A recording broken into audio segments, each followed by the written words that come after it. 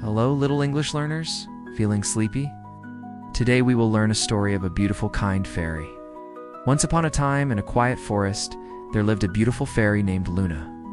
She had golden hair, sparkling wings, and a soft voice that sounded like music.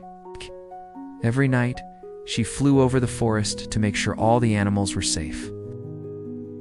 One evening, Luna saw something strange. Little flowers crying. The flower's petals were closed, and it looked very sad. Luna landed beside it and asked, "Why are you crying, little flower?" The flower whispered, "I only bloom in the moonlight, but tonight the clouds are hiding the moon." Luna smiled gently. "Don't worry, I will help you." She flew high into the sky and sprinkled her magic dust. The dust made the clouds move away, and the moonlight shone bright. The flower slowly opened its petals, showing colors more beautiful than a rainbow. It said, "Thank you, Luna.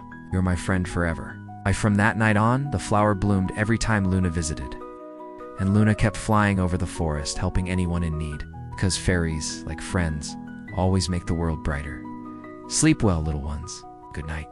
Subscribe for more videos.